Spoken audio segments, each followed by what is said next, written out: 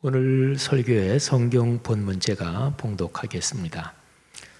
구약성경 출애굽기 15장 22절부터 27절까지 말씀입니다.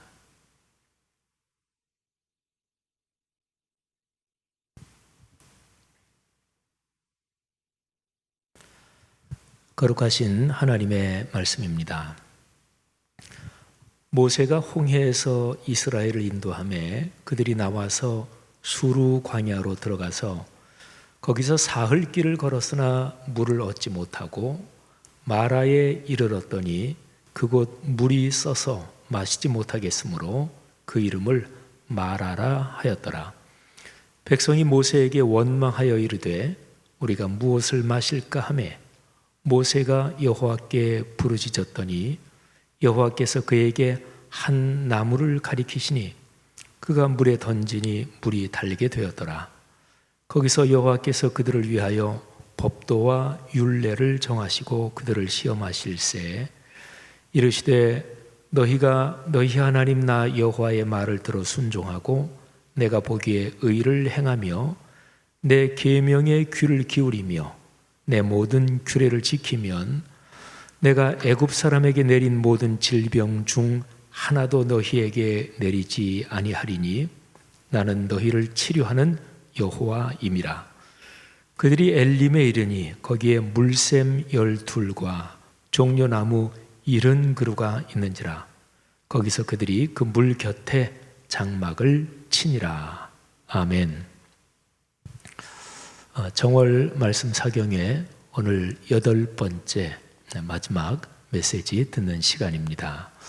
오늘 이 말씀을 통해서 우리 삶에서 찬양하는 것이 얼마나 중요하며 또 찬양이 어떻게 해야 우리의 삶으로 깊이 들어와 성숙하는지 거기에 대해서 귀한 깨달음이 우리 모두에게 있기를 바랍니다. 좋은 가르침을 배우고 익혀서 일상의 습관으로 정착시켜야 합니다. 일상의 습관이 인격과 인품이 됩니다. 인격이 그 사람의 운명과 천성이 됩니다.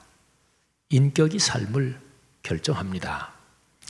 어떤 사람의 습관이 무엇인지를 보면 그 사람의 삶이 이렇구나 하고 알 수 있습니다.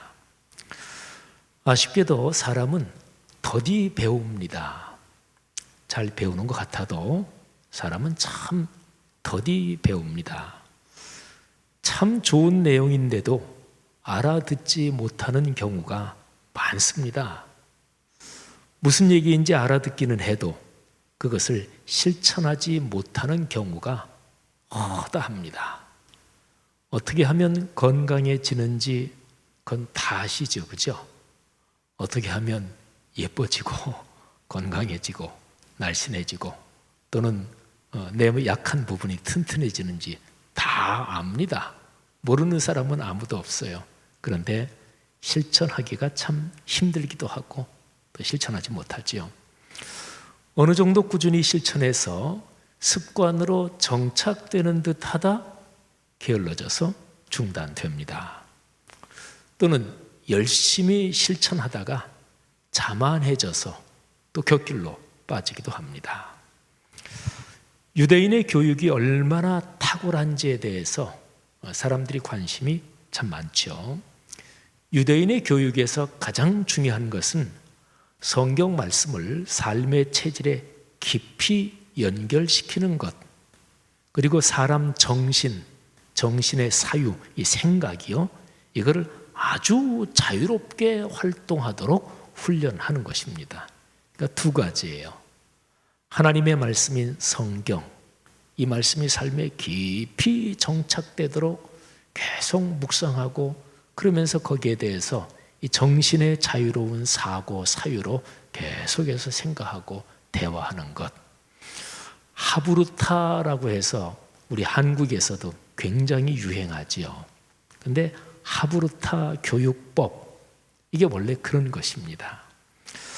유대인의 그런 교육의 대표적인 본보기가 신명기 6장 4절부터 9절입니다. 오늘날도 경건한 유대인의 가정에서는 이 내용을 아침 저녁으로 암송합니다. 우리 교회에도 젊은 내외관들이, 부모와 아이들이 이 구절을 아침 저녁으로 암송하는 구절이 있다고 제가 알고 있습니다. 이 내용의 핵심은 하나님의 말씀인 성경의 내용이 일상과 인격에 스며들어 정착되도록 하는 방법입니다. 자, 6장 4절부터 9절 한번 들어보세요. 이스라엘아 들으라. 우리 하나님 여호와는 오직 유일한 여호와이시니 너는 마음을 다하고 뜻을 다하고 힘을 다하여 네 하나님 여호와를 사랑하라. 오늘 내가 네게 명하는 이 말씀을 너는 마음에 새기고 네 자녀에게 부지런히 가르치며 집에 앉았을 때에든지 길을 갈 때에든지 누워있을 때에든지 일어날 때에든지 이 말씀을 강론할 것이며 너는 또 그것을 내 손목에 매어 기호를 삼으며 내 미간에 붙여 표로 삼고 또 내 집 문설주와 바깥문에 기록할지니라. 아멘. 이 구절을 쉐마 구절이라고 그래요. 히브리어 성경으로는 들으라 이 단어가 먼저 나오고 그 다음에 이스라엘아 이렇게 나오는데 들으라 이게 히브리어 발음으로 쉐마 이렇게 돼서 쉐마 구절이라고 하지요. 하나님의 말씀이 인격과 일상에 깊이 들어와서 내 삶과 연결될 때 그때 하늘의 복을 누립니다. 시편 1편 1절부터 3절이 바로 그런 상황을 묘사하고 있습니다.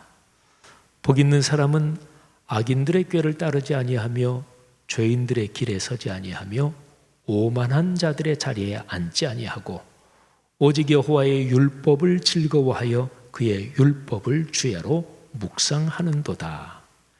그는 시냇가에 심은 나무가 철을 따라 열매를 맺으며 그 잎사귀가 마르지 아니함 같으니 그가 하는 모든 일이 다 형통하리로다.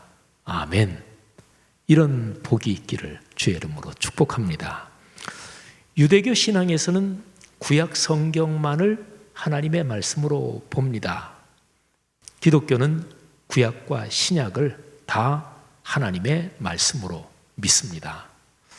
유대인은 구약 성경만 가지고도 그렇게 탁월하게 교육의 효과를 누리고 있습니다. 그렇다면 그리스도인은 예수 그리스도, 메시아 그리스도, 바로 그분에 대해서 명확하게 기록된 신약 성경까지 가지고 있잖아요. 그러니까 신약 성경까지 포함해야 하나님의 말씀이 온전합니다. 신구약 성경을 하나님의 말씀으로 믿는 그리스도인은 교육에서 유대인보다 더 큰 복을 누릴 수 있습니다. 그런데 신약 성경까지 온전하게 하나님의 말씀을 가지고 있는데 그런데 그 말씀을 삶에 계속해서 스며들고 뿌리 내리게 하는 이 실천 방법 여기에서 유대인을 못 따라가서 그러는 거지요. 이거를 우리가 잘 해야 되는 거죠. 위에 언급한 신명기 6장과 시편 1편 말씀과 더불어서 신약 성경 디모데후서 3장 16, 17절이 참으로 중요합니다. 디모데후서가 신약 성경에 있기 때문에 더욱더 주목해야 합니다. 이 구절을 제가 읽어드리기 전에 이런 질문을 한번 드려볼까요? 여러분의 자녀가 어떻게 자라기를 원하십니까? 여러분의 손주들이 어떻게 자라기를 원하십니까?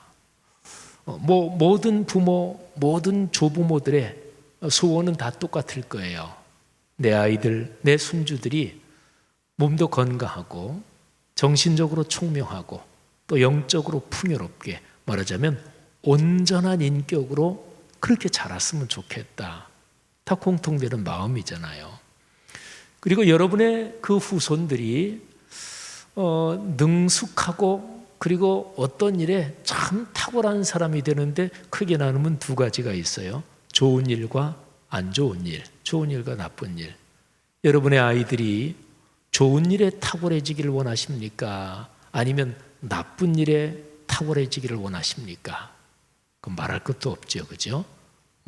사기치고 남을 속이고 비열하게 남을 후리고 이런데 내 아이들이 탁월해지길 원한다. 그러는 부모가 세상에 어디 있겠어요? 비록 부모가 예를 들어서 깽 다니고 부모가 또는 고도의 사기꾼이라도 자기 자식이 그런 인생을 걸어가기를 원치는 않을 것입니다. 물론 세상에는 별의별 사람들이 다 있긴 하지만요. 내 자녀가 온전한 인격으로 그리고 좋은 일에 탁월한 사람이 됐으면 좋겠다. 그리고 여러분과 우리 스스로 우리 자신이 앞으로 걸어갈 인생길에서 더 온전해졌으면 좋겠다. 좋은 일에 탁월해졌으면 좋겠다. 신경질 내고 화내는 데 탁월한 사람이 아니라 남의 얘기를 경청하는 데 탁월했으면 좋겠다. 남을 포용하는 데 탁월했으면 좋겠다. 모두의 소원이잖아요. 디모데후서 3장 16절 17절에 귀를 기울여 보십시오. 모든 성경은 하나님의 감동으로 된 것으로 교훈과 책망과 바르게 함과 의로 교육하기에 유익하니 이는 하나님의 사람으로 온전하게 하며 모든 선한 일을 행할 능력을 갖추게 하려 함이라. 아멘.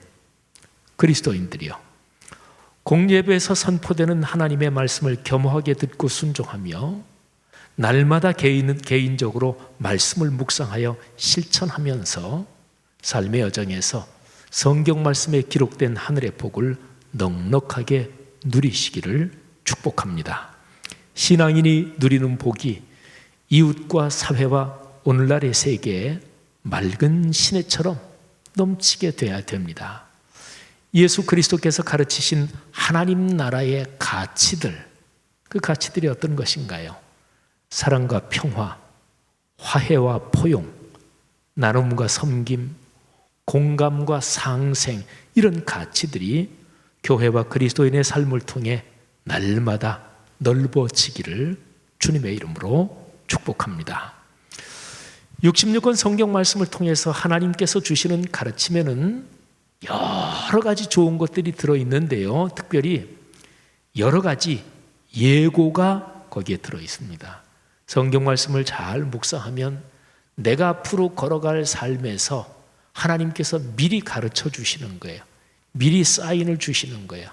그러니까 다면적인 예고, 그리고 깊은 암시, 그리고 하나님께서 우리의 삶을 이끄시면서 오래전부터 긴 호흡을 가지고 기획하시고 계획하시는 그런 내용들이 거기 들어있고요.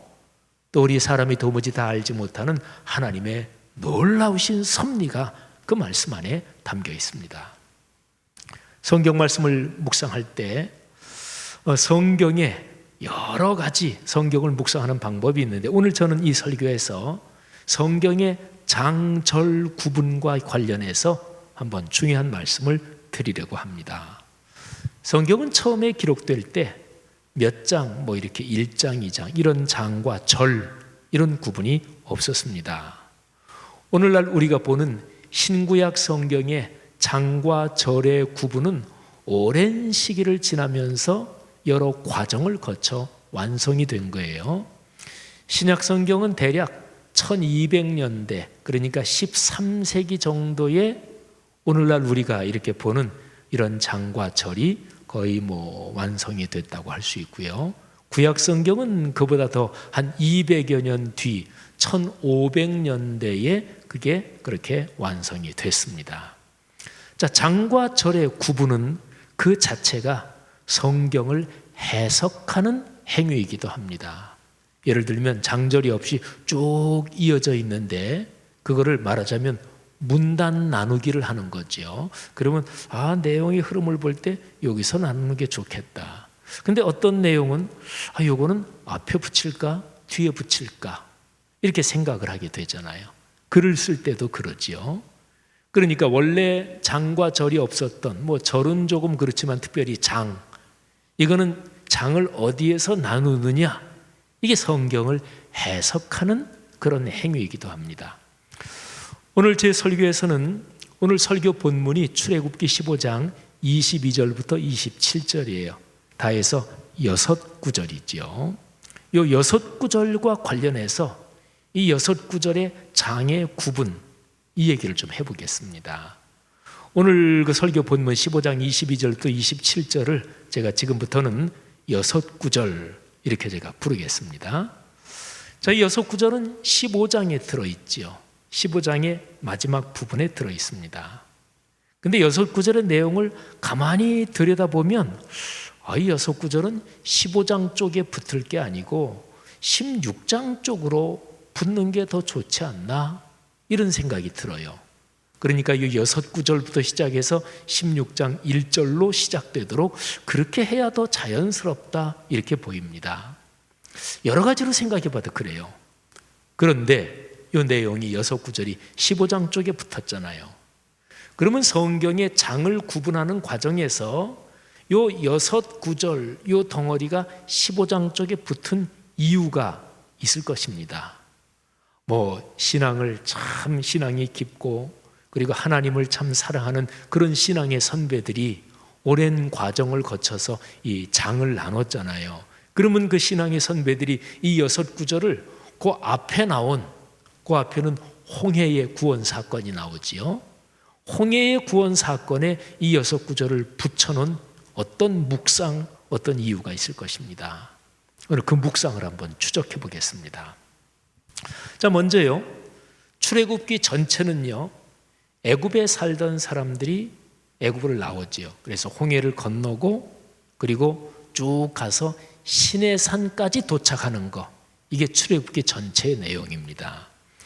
곧 경로를 한번 제가 요약을 해보겠습니다. 15장부터 출애굽기 15장에는 두 사건이 기록이 되어 있습니다.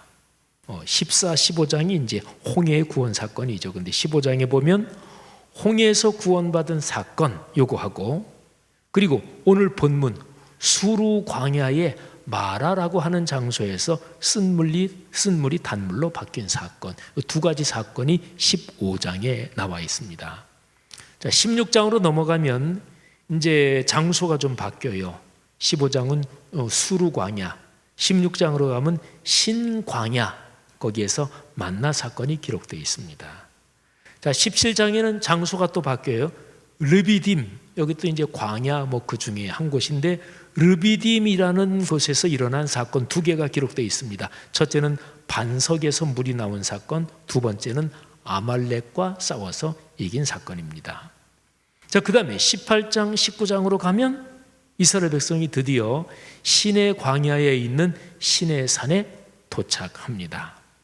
자, 그러면 장소를 중심으로 제가 한번 정리를 해볼게요. 자, 첫 번째 홍해, 이거는 14장, 그리고 15장에서 21절까지가 홍해입니다. 그 다음에 두 번째는 수루 광야, 거기에서 마라, 엘림 두 장소가 나오는데 하여튼 수루 광야예요. 거기가 15장 22절부터 27절, 바로 6구절, 오늘 본문입니다. 설교 본문. 세 번째는 신광야, 찐 광야라고 하는데 이거는 16장. 그 다음에 네 번째는 르비딤, 이거는 17장. 그 다음에 이제 드디어 시내산, 시내 광야에 있는 시내산, 이게 18장부터 출애굽기 마지막 장인 40장까지가 다 그 시내산 기슭에 진치고 일어난 사건이에요. 자, 잘 보세요. 15장 22절부터 27절의 6구절은 수루 광야에서 일어난 사건입니다. 홍해의 구원 사건은 6구절 그 직전에 끝나요. 그러니까 홍해의 사건 이후 6구절부터는 광야 생활이 본격적으로 시작되는 거예요. 수루 광야, 또 신광야, 또 르비딤, 또 신의 광야. 그러니까 그때부터는 전부 다 광야 생활이에요. 출애굽기 15장의 6구절, 그러니까 15장 22절부터 출애굽기 끝까지, 그리고 레위기, 그리고 민수기 끝까지, 여기가 전부 다 광야 40년 여정의 기록입니다. 자, 그러면 보세요. 장소로 봐도 6구절, 요거는 수루 광야 안에 있는 두 장소 마라하고 엘림에서 있었던 일을 기록하잖아요. 그죠?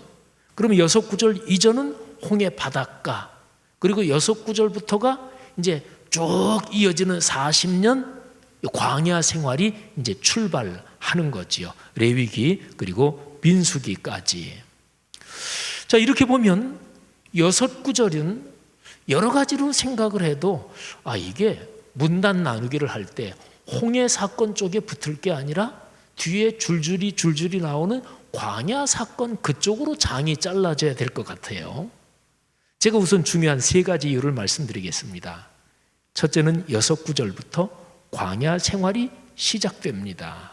그러니까 거기부터가 장을 딱 잘라서 출발로 삼아야 된다는 거죠. 두 번째, 6구절의 사건은 앞쪽에 홍해 사건과 일어난 장소가 다릅니다. 홍해 사건은 뭐 바닷가인데 6구절부터는 광야, 수르광야, 신광야, 뭐 신의 광야, 다 광야잖아요. 세 번째, 6구절의 사건은 내용과 성격에서 홍해 사건보다 그 뒤에 이어질 광야 사건들 거기에 더 잘 어울려요. 그러니까 그 팀에 들어가야 더 잘 어울리는 거죠. 자, 또 하나를 제가 말씀드리겠습니다. 구약 성경의 출애굽 사건하고요, 그 이후에 광야 생활, 그리고 나서 가나안까지 들어가잖아요. 이 전체 과정을 우리 기독교 역사에서는 그리스도인의 인생 여정을 비유해 주는 것으로 해석하기도 합니다. 그러니까 구원을 설명하는 우리 기독교의 오랜 전통 중 하나지요. 이에 따르면 그리스도인의 인생 여정은 크게 3시기가 있어요. 예수 믿기 이전, 이게 애굽 생활입니다. 그 다음에 예수 믿고 나서 죽을 때까지 인생 여정 걸어가는 거, 이게 광야와 같은 우리 인생길, 예수 믿고 난 다음이죠. 애굽에서 나왔으니까. 세 번째는 저 가나안 땅, 저거는 영원한 천국이라고 비유가 되지요. 그러면 애굽, 광야, 가나안, 요 3덩어리의 시기인데 요 3덩어리 사이사이마다 여기에 사건이 하나씩 있어요. 물을 건너는 사건. 애굽에서 나올 때 홍해를 건너는 사건은 예수 그리스도의 십자가의 보혈로 구원받는 것을 상징합니다. 그건 신약 성경에도 그렇게 많이 해석이 돼요. 그 다음에 광야 40년 생활하다가 가나안으로 들어갈 때 어떤 물을 건너요? 요단강을 건너지요. 그건 우리가 장례식 때 부르는 찬송에서 요단강 건너가 만나리, 이렇게 해서 요단강에 또 물을 건너지요. 그래서 그리스도인의 인생 여정은 3시기, 그리고 3시기 사이에 있는 물을 건너는 2 사건, 이렇게 정리할 수가 있습니다. 그러면 오늘 설교 본문 수르 광야에서 일어난 그 6구절의 내용을 위에 구분해서, 제가 지금 금방 말씀드린 그 구분해서 보면 광야 생활의 시작 부분이에요. 이런 관점으로 봐도 6구절은 광야 생활이 시작되는 뒤쪽에 붙이는 것이 더 자연스럽습니다. 그래서 6구절, 그러니까 지금의 15장 22절을 16장 1절 해가지고 이렇게 자르는 게 더 자연스럽다, 그런 얘기죠. 그런데 성경의 장을 나누면서 신앙의 선배들은 왜 6구절을 홍해의 구원 사건에 연결시켰을까요? 홍해의 구원 사건과 수르 광야의 마라에서 일어난 사건, 이 2 사건이 어떤 연결점이 있기 때문에 그렇게 붙였겠지요. 그러면 그것이 무엇일까요? 자, 보세요. 출애굽기 14장, 15장에 기록된 홍해의 구원 체험은 엄청난 사건이었습니다. 그래서 이스라엘 백성의 이후 역사에서 하여튼 대대로 유대인들 오늘날까지도 하여튼 홍해의 구원 사건, 출애굽 사건, 이건 대대로 기억될 정도로 엄청난 사건입니다. 그런데 사실은 그 훨씬 이상 가는 사건입니다. 이스라엘 민족에게만이 아니라 이 출애굽기 얘기를 처음부터 쭉 한번 살펴보면 홍해의 구원 사건은 하나님께서 오래전부터 기획하시고 이끌어오신 거룩한 모략이었습니다. 하나님께서 작심하고 기획하신 사건입니다. 신약시대에 와서 홍해의 구원은 조금 전에 말씀드린 대로 예수 그리스도의 십자가 사건을 통한 구원을 미리 보여준 일로 해석합니다. 예수님께서 재림하실 때까지 구원의 복음이 전파되는 곳이면 어디에서나 홍해의 구원 사건, 출애굽 얘기, 출애굽의 마지막 날에 어린 양을 잡은 거, 그리고 홍해를 갈라지게 해서 건넌 이 얘기가 전해지겠지요. 홍해의 체험, 홍해의 구원, 여기에서 핵심은 무엇입니까? 구원은 하나님의 은혜로만 받는다는 것입니다. 엄청난 반전을 통해서 이스라엘 민족 전체는 아주 충격적인 감격을 경험했습니다. 싹 다 죽는 줄 알았잖아요. 온통 그야말로 사륙이 벌어져서 피바다가 되는 줄 알았잖아요.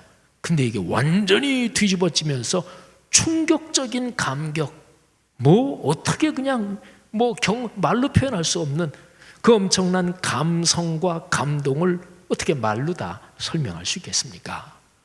머리끝부터 발끝까지 전율이 흐르는 감격을 체험했습니다. 그런데 이스라엘 민족은 이런 체험을 하고서 얼마 지나지 않아서 수르 광야로 사흘길을 갑니다. 그런데 물이 없으니까 모세를 원망하며 불평불만을 쏟아냅니다. 너무 대조적이잖아요. 여기서 알 수 있는 중요한 사실이 있습니다.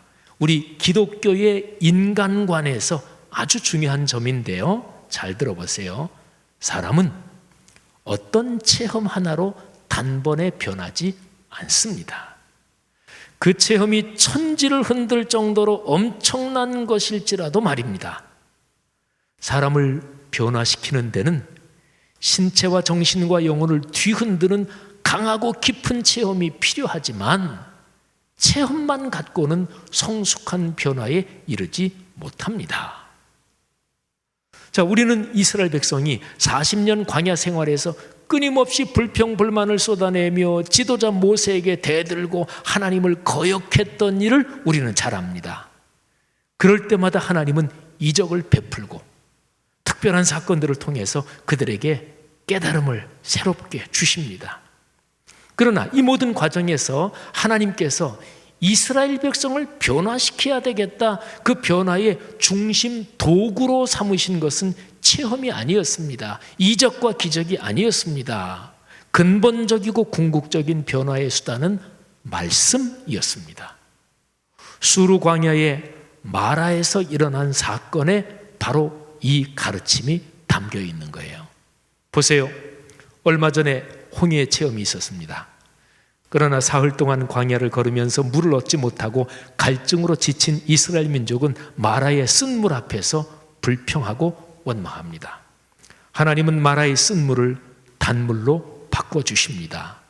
그러고 나서 사실은 쓴물을 단물로 바꾼다, 이 기적적인 현상이 일어난 거죠. 그것보다 더 중요한 거는 그렇게 쓴물을 단물로 바꾼 다음에 하나님께서 조치하신 일이 있어요. 그게 더 중요합니다. 출애굽기 15장 25절, 26절을 한번 들어보십시오. 모세가 여호와께 부르짖었더니 여호와께서 그에게 한 나무를 가리키시니 그가 물에 던지니 물이 달게 되었더라.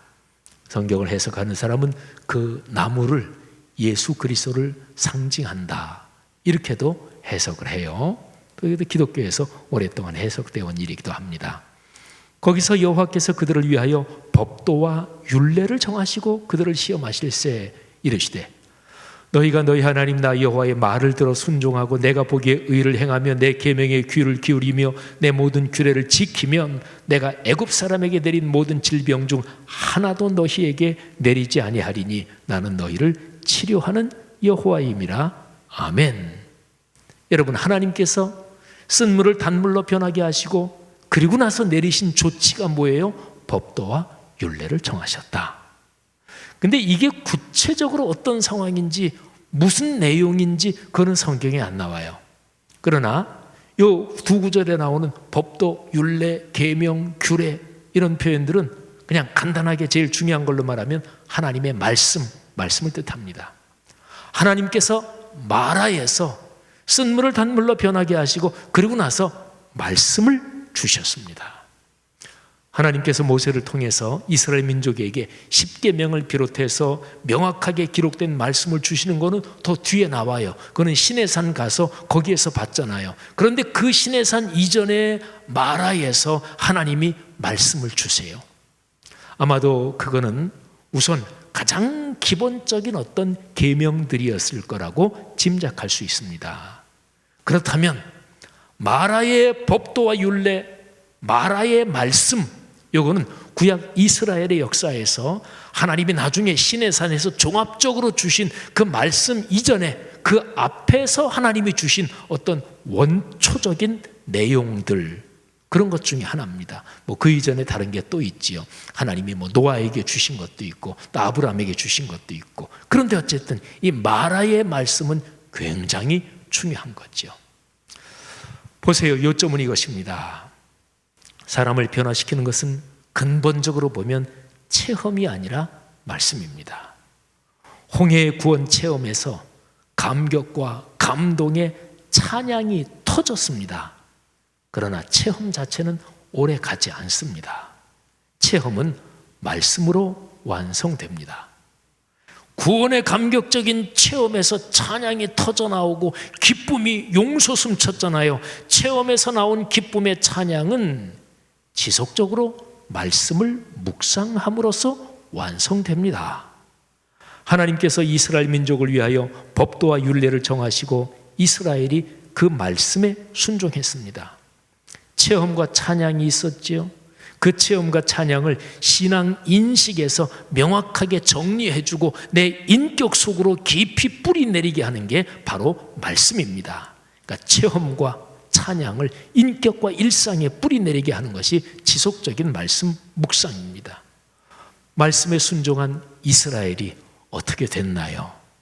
우리 6구절 오늘 설교 본문의 마지막 절에 말씀에 순종한 이스라엘이 어떻게 됐는지 그 장면이 나옵니다. 출애굽기 15장 27절입니다. 그들이 엘림에 이르니 거기에 물샘 12과 종려나무 70그루가 있는지라 거기서 그들이 그 물 곁에 장막을 치니라. 아멘. 참 멋진 장면이죠. 물샘 12과 종려나무 70그루가 있는 엘림에 도착했습니다. 삶이 힘들 때는 엘림으로 도망가서 한 달이고 두 달이고 지나면 참 좋을 것 같아요. 엘림이 어떤 것입니까? 마실 물과 먹을 것이 풍성한 곳입니다. 육신의 필요뿐 아니라 정신과 영적인 필요가 모두 채워지는 하늘의 동산이 엘림입니다. 엘림은 말씀을 깊이 묵상하여 거룩한 말씀이 내 삶의 일상과 인격이 되면서 그러면서 누리는 평안과 기쁨을 말하는 게 바로 엘림이에요. 여러분 주변의 그리스도인 중에서 믿음이 깊은 분을 한번 떠올려 보십시오. 특히 말씀 묵상이 깊은 분들을 생각해 보십시오. 그런 분들의 공통점은 상황에 따라서 감정의 기복이 심하지 않다는 것입니다. 어려운 일이 닥쳐도 쉽게 흔들리지 않고 기쁜 일이 있어도 가볍게 자랑하지 않습니다. 말씀 묵상이 깊은 사람들은 마치 깊은 물과 같습니다. 표면에서 바람이 불고 파도가 쳐도 깊은 곳에 물처럼 요동하지 않습니다. 반면 성경 말씀을 묵상하지 않고 체험과 감정을 위주로 신앙생활을 하는 사람은 상황의 변화에 따라 흔들림이 심합니다. 특히 신비적인 체험을 추구하는 사람들이 유달리 그런 게 더 기복이 심합니다. 사랑하신 여러분, 출애굽기 15장의 6구절은 그 이후의 광야 생활 전체와 연관해서 기나긴 여정을 걸어가는 축복의 원형이 무엇인지를 보여줍니다. 그러니까 홍해의 체험, 마라의 말씀, 이거는 한 쌍이 돼서 한 짝이 돼서 떨어질 수 없는 한 짝이 돼서 신앙생활의 근본 구조가 무엇인지 우리에게 가르쳐 줍니다. 여러분, 신앙에서 체험이 중요합니다. 우리 기독교는 체험의 신앙, 체험의 종교라 그러잖아요. 그런데 그 체험은 근본적으로 말씀 체험입니다. 말씀이 삶이 되는 말씀 삶 체험입니다. 삶의 다양한 모든 체험은 언제나 말씀으로 검증돼야 합니다. 하나님께서 주시는 모든 체험은 말씀을 통하여 우리에게 복이 됩니다. 성도 여러분, 출애굽기 14장, 15장 두 장의 내용을 우리가 수요일 4번에 걸쳐서 봤어요. 이게 바로 결론입니다. 출애굽기 14장, 15장은 크게 나누면 딱 두 가지입니다. 위대한 홍해의 구원 사건, 그 엄청난 체험, 그리고 그 체험은 하나님께서 마라에서 주신 그 말씀으로 삶에 깊숙하게 뿌리 내린다 하는 거지요. 이거는 예수님께서 마태복음 28장 맨 마지막 부분에서 승천하시면서 하신 말씀하고 똑같아요. 그러므로 너희는 가서 모든 민족을 제자로 삼아서 아버지와 아들과 성령의 이름으로 세례를 베풀고 내가 너희에게 분부한 모든 것을 가르쳐 지키게 하라. 신앙생활이, 교회 생활이, 그리고 기독교의 사명이 무엇인가? 그거는 사람들을 구원받게 해서 구원받은 사람이 말씀을 듣고 그 말씀대로 살게 하는 것, 이게 기독교 사역이지요. 그러니까 구원의 체험과 그 후에 이어지는 말씀을 묵상하며 인생길을 걸어가는 것이지요. 성도 여러분, 이 위대한 축복이, 또 이 위대한 체험이 여러분의 삶에 늘 강물처럼 이어지기를 주님의 이름으로 축복합니다.